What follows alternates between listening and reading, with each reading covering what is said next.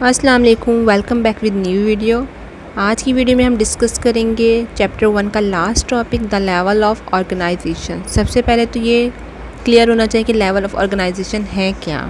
Simple word में अगर clear करेंगे, लिविंग ऑर्गेनिज्म की अरेंजमेंट फ्रॉम सिंपलेस्ट से मोस्ट कॉम्प्लेक्स की तरफ, ठीक है। जैसे कि एटम, काफ़ी सारे एटम, सेम एटम्स, ठीक है, मॉलिक्यूल्स बनाएंगे। जब काफ़ी सारे मॉलिक्यूल्स अरेंज होंगे तो मैक्रो मॉलिक्यूल्स अरेंज होंगे तो सेल, मतलब सिंपलेस्ट से कॉम्प्लेक्स की तरफ जा रहा है, ठीक है।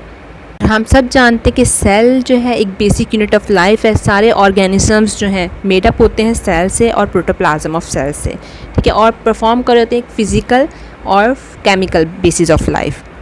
इट्स मीन एक फ़िज़िकल, एक मतलब उसको शेप दे रहे होते हैं, और केमिकल मीन फंक्शन भी परफॉर्म करवा रहे होते हैं, स्ट्रक्चर प्लस शेप, ठीक है। इसलिए सेल को कहा जाता है कि cell is the basic structural and functional unit of life. अब one by one levels discuss करते हैं, ठीक है। सबसे पहला है एटॉमिक लेवल ऑफ ऑर्गेनाइजेशन। यहाँ पे क्लियर किया गया है कि all the matters made up of elements, और एलिमेंट किससे कंपोज्ड हुआ होता है? एटम से। और एटम किससे कंपोज्ड हुआ होता है? सब एटॉमिक पार्टिकल से, जैसे कि इलेक्ट्रॉन से, प्रोटॉन एंड न्यूट्रॉन्स, ठीक है।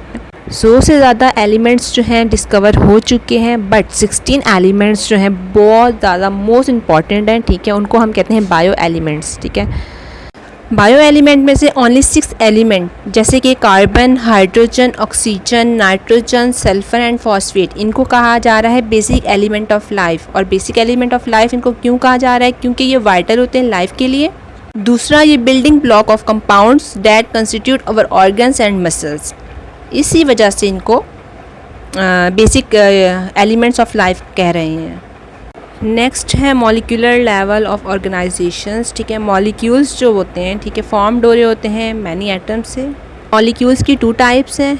फर्स्ट है organic molecules, second inorganic molecules. जो ऑर्गेनिक मॉलिक्यूल्स हैं उनको कहा जा रहा है बायो मॉलिक्यूल्स। सबसे पहले तो ये क्लियर होना चाहिए कि ऑर्गेनिक मॉलिक्यूल्स या बायो मॉलिक्यूल्स होते क्या हैं, ठीक है। ये कॉम्प्लेक्स मॉलिक्यूल्स होते हैं जो कंटेन कर रहे होते हैं एलिमेंट्स, कार्बन को, ठीक है, बॉन्डेड हो रहा होता है अदर एलिमेंट्स के साथ। इट्स मीन के ऑक्सीजन, नाइट्रोजन, ठीक है, इनके साथ इसने अपना बॉन्ड बनाया होता है और एक कॉम्प्लेक्स और एक ह्यूज कार्बन चेन बना लेता है, ठीक है।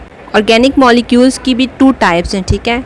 एक हमारे पास है माइक्रो मॉलिक्यूल्स और दूसरा है macro molecules. Micro molecule small molecules और मैक्रो मीन लार्ज मॉलिक्यूल्स, ठीक है। इसकी एग्जांपल यहाँ पे है दी गई है कि glucose, amino acid, fatty acids जो है हमारे पास माइक्रो मॉलिक्यूल्स हैं, ठीक है। और जो कार्बोहाइड्रेट्स है, प्रोटीन है, लिपिड है, वो मैक्रो मॉलिक्यूल्स है, ठीक है। और मैक्रो मॉलिक्यूल्स किस तरह बन रहे होते हैं? जब हमारे पास माइक्रो मॉलिक्यूल्स कंबाइन हो जाए एक दूसरे के साथ, ठीक है, और वो फॉर्म कर रहे होते हैं मैक्रो मॉलिक्यूल। थर्ड वन है सेलुलर लेवल ऑफ ऑर्गेनाइजेशन। सबसे पहले तो ये क्लियर होना चाहिए कि सेल क्या है? एक बेसिक यूनिट है लिविंग ऑर्गेनिज्म की। जब ऑर्गेनिक और इनऑर्गेनिक सब्सटेंस कंबाइन होते हैं तो प्रोटोप्लाज्म बनाते हैं, और प्रोटोप्लाज्म वर्क करता है in the form of unit, ठीक है, जिसको हम कह रहे हैं सेल। नेक्स्ट पॉइंट ये है कि जब सिमिलर और सेम टाइप के सेल्स ऑर्गेनाइज्ड होते हैं एक साथ, ठीक है, एक ग्रुप के अंदर, तो वो फॉर्म करते हैं टिश्यूज़, ठीक है। और जब डिफरेंट टाइप के टिश्यूज़ अरेंज होंगे, ठीक है, एक पर्टिकुलर मैनर के अंदर, एक ग्रुप के अंदर, लेकिन काम वो करेंगे एक साथ, उसको हम कहेंगे ऑर्गन्स और different type works in coordinated manner और परफॉर्म करेंगे फंक्शन, उनको हम कहेंगे ऑर्गन सिस्टम, ठीक है। और जब डिफरेंट ऑर्गन सिस्टम फंक्शंस, ठीक है, परफॉर्म करवाएंगे इन कोऑर्डिनेटेड यूनिट के तौर पे, ठीक है, और फॉर्म करेंगे बॉडी, ठीक है, या फिर मल्टीसेलुलर ऑर्गेनिज्म। फोर्थ है टैक्सोनॉमिक लेवल, ठीक है। ये रिलेट कर रहा होता है level of group of organism से। इसमें हम क्लासिफिकेशन कर रहे होते हैं ऑर्गेनिजम्स की, जैसे कि स्पीशीज़ है, ठीक है। स्पीशीज़ के हमारे पास basic unit of taxonomic level है ऑफ ऑर्गेनाइजेशन। इसके अंदर हम मॉर्फोलॉजिकल जो सिमिलर लिविंग ऑर्गेनिजम्स होते हैं, ठीक है, उनको इंक्लूड कर देते हैं। फिफ्थ है पॉपुलेशन लेवल। इसके अंदर इंक्लूड करेंगे जैसे कि एक स्पीशीज़ है, उसके अंदर मेंबर्स हैं सेम, ठीक है, स्पेसिफिक हैबिट रखते हैं, स्पेसिफिक नेचर रखते हैं, ठीक है, उसके जो ग्रुप है उसको हम पॉपुलेशन कह रहे हैं। सिंपल इसका ये मतलब है कि एक ग्रुप है किसी भी सेम स्पीशीज़ का, ठीक है, उसके अंदर जो लोग हैं, ठीक है, वो वहाँ पे रह रहे हैं और इंटर ब्रीडिंग कर रहे होते हैं उसी ही एरिया के अंदर, ठीक है। 6 कम्युनिटी लेवल।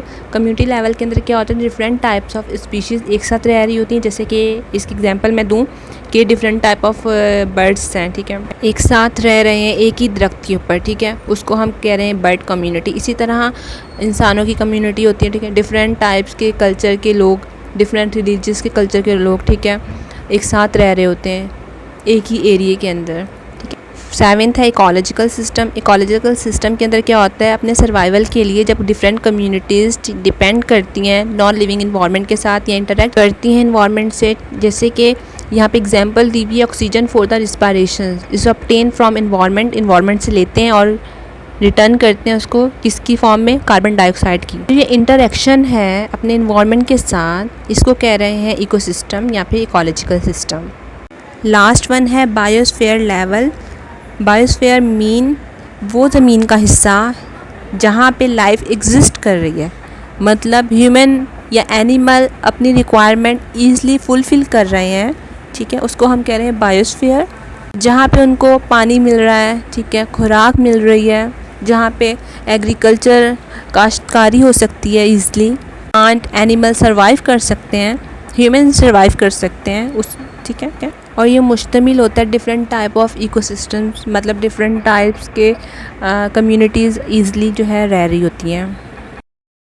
लास्ट में हम क्लियर करेंगे क्लासिफिकेशन ऑफ ऑर्गेनाइजेशन, ठीक है। ऑर्गेनाइजेशन 2 टाइप की हैं, first unicellular, second one multi cellular. Unicellular organisation के अंदर वो ऑर्गेनिज्म इंक्लूडेड होते हैं जो सिंगल सेल के ऊपर होते हैं, ठीक है, और अपनी डेली एक्टिविटीज़ जैसे कि डाइजेशन है, locomotion, excretion, respiration, it's mean कि वो डेली एक्टिविटीज़ जो उनकी लाइफ की हैं, ठीक है, वो सिंपल मेथड से परफॉर्म हो रही होती है। इसकी एग्जांपल में अगर देखें तो बैक्टीरिया है, एमीबा है, पैरामीशियम है, ठीक है, ये यूनिसेलुलर ऑर्गेनिजम्स हैं। नेक्स्ट है मल्टी सेलुलर ऑर्गेनाइजेशन। इस ऑर्गेनाइजेशंस के अंदर वो ऑर्गेनिजम्स इंक्लूडेड होते हैं जो फॉर्म्ड हुए होते हैं मैनी सेल से, ठीक है, जैसे कि फ्रॉग, मस्टर्ड प्लांट्स। मतलब क्या है, फ्रॉग के अंदर काफ़ी सारे मल्टीपल ऑर्गन्स हैं, ठीक है, जो डिफरेंट फंक्शन परफॉर्म करवा रहे हैं, ठीक है। इसी तरह प्लांट्स, ठीक है, डिफरेंट प्लांट्स के डिफरेंट पार्ट्स अलग अलग फंक्शन परफॉर्म करवा रहे होते हैं, ठीक है, जैसे कि लीव्स हैं, वो हमारे पास फोटोसिंथेसिस करवा रहा है, ठीक है।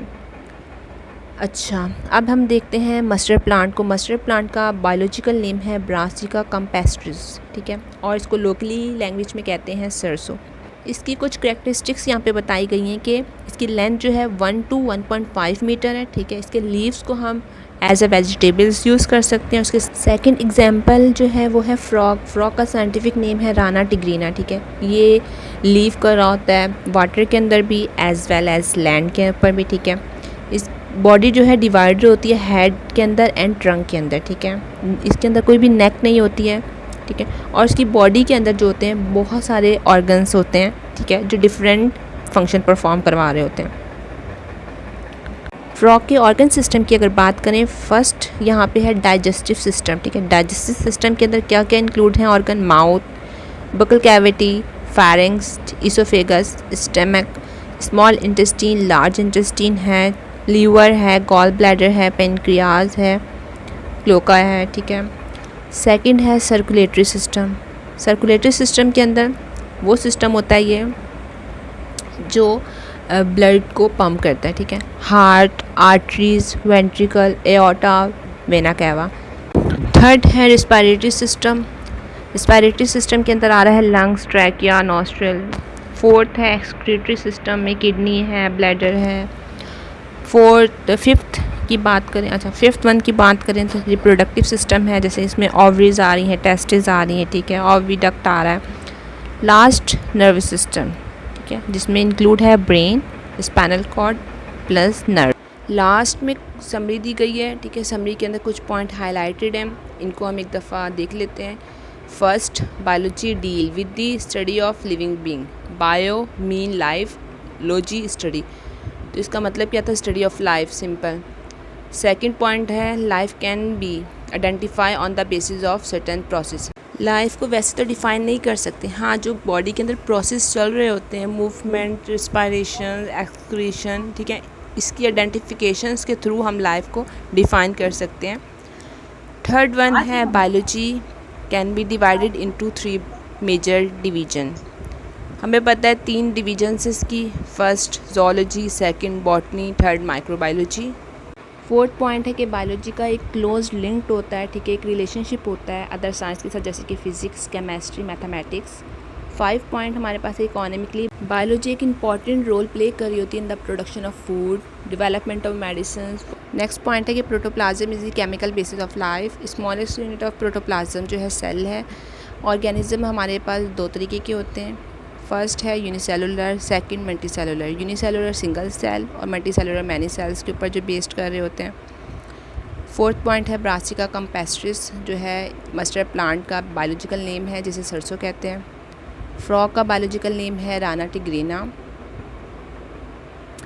और अब यूनिसेलुलर ऑर्गेनिज्म की एग्जांपल की बात करें तो वो 2 हैं, एक अमीबा और एक वॉलक्स, ठीक है।